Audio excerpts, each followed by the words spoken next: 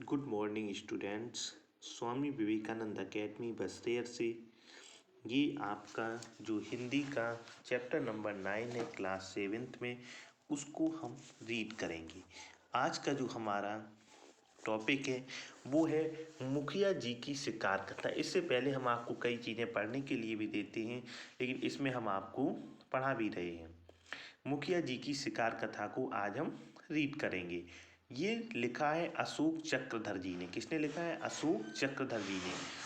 पात्र परिचय हम करा देते हैं। इसमें एक वाचक होता है, एक वाचिका होती है, मुखिया जी होते हैं, शिकारी 1 होता है, शिकारी 2 होता है, राहगीर 1 होता है, राहगीर 2 होता है, राहगीर 3 होता है, और हलवाई और मुखिया जी की पत्नी।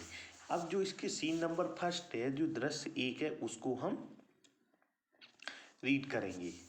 आप सभी क्या है, अपनी बुक को ओपन करके रखेंगे, हाथ में पेन पेंसिल रखेंगे, और जो भी लाइन आपको टफ लगती है उसको अंडरलाइन कर लेंगे और उसको समझने का बाद में प्रयास कीजिएगा। गांव में अपनी हवेली की चबूतरे पर एक मूड़े पर मुखिया जी बैठे हुक्का गुड़गुड़ा रहे थे। वाचक एक थे मुखिया जी, वाचिका गांव के मुखिया जी। वाचक मुखिया तो सुखिया थे, गांव था दुखिया, ऐसे थे मुखिया जी। वो बता रहा है, जो वाचक है जो इस कथा को सुना रहा है, वो कह रहा है कि मुखिया तो सुखिया थे, मुखिया जी बहुत सुख से रह रहे थे, वो गांव तो दुखिया था, गांव के लोग दुखी थे, ऐसे थे मुखिया जी। वाचिका कैसे थे मुखिया जी? जो उसमें वाचिका होती वो पूछती कैसे थे मुखिया जी? वाचक सजीले बांके निराले एक दिन बैठे ठाले। वाचिका शिकार का शौक चल रहा तो शहर से 2 जाने माने शिकारियों को बुलवाया। ये थोड़ा काव्यात्मक ढंग से पढ़ने में लगता है। जीप के रुकने की आवाज़, जीप से 2 शिकारी उतरते हैं और मुखिया जी के सामने सैल्यूट मारकर खड़े हो जाते हैं। इसका नेक्स्ट पेज देखते हैं। मुखिया हमारी इच्छा भी अजब है, इस समय हमें शिकार की तलब है। शिकारी फर्स्ट मंजूर, शिकारी 2 लेकिन शिकार कहाँ खेलेंगे हुजूर? शिकारी फर्स्ट खेत में खलियान में। शिकारी 2 मकान में या दुकान में। शिकारी फर्स्ट हरिजन बस्ती के जंगल में। शिकारी 2 या झोपड़पट्टी के जंगल में। मुखिया शिकार की तलब है, इस समय शिकार की तलब है, जंगल कहीं का हो, हमें तो शिकार से मतलब है। शिकारी फर्स्ट हूँ, शिकारी 2 हूँ। दोनों शिकारी जीप की ओर इशारा करके आइए। मुखिया जी जीप की ओर जाते हैं, एक शिकारी ड्राइविंग सीट पर, दूसरा पीछे। मुखिया जी आगे बैठते हैं, जीप स्टार्ट। पर्दे पर जंगल के पीछे दौड़ने का दृश्य। मुखिया मूर्खों के समान बंदूक का निरीक्षण कर रहे हैं। अचानक जंगली जानवरों की आवाज़ें आने लगती हैं। शिकारी जीप रोककर सतर्क हो जाती है और मुखिया के चेहरे पर परेशानी। शिकारी फर्स्ट फुसफुसाकर भेड़िया। शिकारी 2 भेड़िया।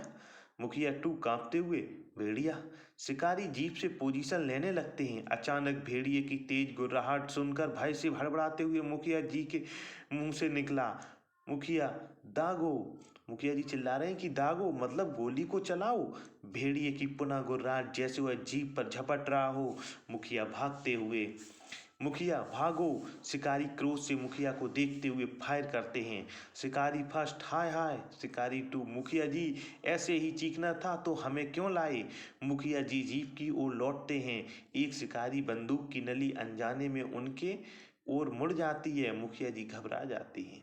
मुखिया रुकिए जरा नहीं, क्या भेड़िया मरा नहीं? शिकारी फर्स्ट शिकार का सारा मजा चूक गया। शिकारी 2 भेड़िया मांद में घुस गया। मांद वो जगह होती है जहाँ पर कि कोई जंगली जानवर रहता है। शिकारी फर्स्ट सब कुछ बिगड़ गया आपकी हड़बड़ी में। शिकारी 2 फायर मिस हो गए निशाने की गड़बड़ी में। मुखिया थोड़ा संतुलित होकर, मुखिया धीरे धरो भाई, भेड़िया अंदर है, अभी बाहर आएगा। शिकारी फर्स्ट वाह वाह, उसे ऐसी क्या जल्दी है जो बाहर आए और आकर प्राण गंवाएगा? शिकारी 2 मुखिया जी प्रतीक्षा करते हैं। मुखिया हाँ हाँ करते हैं। हम भेड़िए से डर गए प्रतीक्षा से? नहीं डरते, बरसों से हमने गांव वालों को यही समझाया है, प्रतीक्षा करो प्रतीक्षा करो। इसके बाद दृश्य सेकंड स्टार्ट होता है, मतलब जो एक साथ ही घटनाएं चल रही थी वो दृश्य था। अब इसका सेकंड दृश्य है जंगल का दृश्य। एक और मांद बड़े बड़े पत्थर, तीनों मांद के पास आते हैं। शिकारी पत्थर पर बैठ जाते हैं। मुखिया उतावली से टहल रहा है और बार बार घड़ी देख रहा है। मुखिया, टाइम बहुत हो गया, लगता है मांद में भेड़िया सो गया है। मैं ऐसा करता हूँ, मांद के मोखले में मुंह देखकर सीटियां बजाता हूँ, किसी भी तरह इस भेड़िए को जगाता हूँ।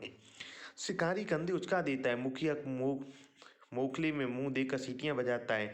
शिकारी मुस्कुराते हैं। अचानक सीटियों की आवाज बंद हो जाती है, लेकिन मुखिया अभी तक झांक रहा है। शिकारी परेशान। शिकारी फर्स्ट झांकते हुए हो गया है पूरा 1 घंटा। शिकारी 2, अजीब है टंटा। शिकारी फर्स्ट कब से ले रहे हैं इस मान का नजारा। शिकारी 2, टाइम खराब किया हमारा। शिकारी फर्स्ट, मुखिया जी। शिकारी 2, मुखिया जी। दोनों शिकारी मुखिया जी। दोनों शिकारी मुखिया जी के पास आते हैं और पकड़कर उन्हें हटाते हैं। मुखिया के सिर पर काला कपड़ा, यानी उनका सिर गायब है। शिकारी हैरान। शिकारी फर्स्ट, इनका तो सिर ही नहीं है। शिकारी 2, याद करो जब ये हमारे साथ आए थे तब क्या था। शिकारी फर्स्ट, मैं क्या जानूं सच्चाई, सिर की तरफ तो ध्यान ही नहीं दिया। भाई तू बता, तू भी तो था यहीं। शिकारी 2, सिर की तरफ तो मेरा भी ध्यान नहीं था। शिकारी फर्स्ट, ऐसा करते हैं, शहर में चलते हैं, सिर के बारे में लोग ही बताएंगे, गुत्थी सुलझाएंगी। शिकारी सिर विहीन मुखिया को ले जाने लगते हैं। इसके बाद दृश्य 3 आता है, 3। गांव की गली में एक और हलवाई की दुकान। आते जाते राहगीर हैं वहां पर। वाचक, पकड़कर उन सिरविहीन मुखिया जी के हाथ लेकर अपने अपने साथ शिकारी दल ने उन्हें गली गली घुमाया, पर किसी भी उत्तर से संतुष्ट न हो पाया। गली से आते जाते तो रोजाना देखा करते थे श्रीमान, पर सिर की तरफ कभी नहीं गया ध्यान। शिकारी दल दूसरे राहगीर से कुछ बातें कर रहा है। वाचक, जिससे पूछो यही दोहराता है। सिर के मामले में सिर हिलाता था। हलवाई ने शिकारी दल को पुकारा।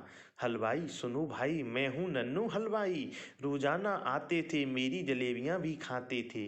इसका मतलब कि मुंह तो था, पर उसके ऊपर की मंजिल का नहीं पता। ऐसा करो, इनकी पत्नी के पास जाओ, उन्हीं से पता लगाओ, वो तो इसे अच्छी तरह पहचानती होंगी। सिर तो क्या, उनके बारे में सब कुछ जानती होंगी। इसके बाद सीन नंबर 4 आता है, मुखिया जी का घर। मुखिया की पत्नी शिकारी दल और सिर विहीन मुखिया जी वहाँ पर हैं। पत्नी, क्या कहा खोपड़ी, क्षमा करें इन्हीं, इसकी तो उन्हें कभी ज़रूरत ही नहीं पड़ी, पर इतना है कि जब भी मैं खादी भवन जाती थी, इनके लिए टोपियाँ जरूर लाती थी। वाचक, टोपी के बारे में सुनते ही एक शिकारी को न जाने क्या हुआ कि उसको हवा ने छुआ और वो अभागा टोपी टोपी चिल्लाता हुआ जंगल की ओर भागा। जंगल में एक आदमी ने टोका, जैसे तैसे रोका। राहगीर, माजरा क्या है ये तो बताओ, इस तरह मत हड़बड़ाओ। शिकारी, मैं हैरान हूँ, आप ये सोच सोच कर परेशान हूँ कि उस भेड़िए ने मुखिया जी का सिर तो खा लिया होगा, पर टोपी का क्या किया होगा। राहगीर 3, भेड़िए का पता देता हूँ, हर बात बता देता हूँ। भेड़िया अब मांद में नहीं है, बाहर निकल आया है, शहर के राजनीतिक हलकों को सूंघ रहा है और खुद टोपी लगाकर बड़ी शान से गली गली घूम रहा है। इसमें एक बहुत ही सुंदर सा व्यंग किया था अशोक चक्रधर जी ने। अब आप सभी क्या करेंगे, जो इसमें दिया हुआ है कवि परिचय, इसको अच्छे से रीड करेंगे और जो इसके आगे के जो क्वेश्चन आंसर होंगे वो आपको हम करने के लिए नेक्स्ट टाइम देंगे। इस वीडियो को आपको कम से कम 2 बार अवश्य सुनना है और 2 ही बार आपको इसको 2 टाइम्स रीड भी करना है अपनी बुक से। इसी के साथ ही आज का लेक्चर समाप्त होता है। Thank you.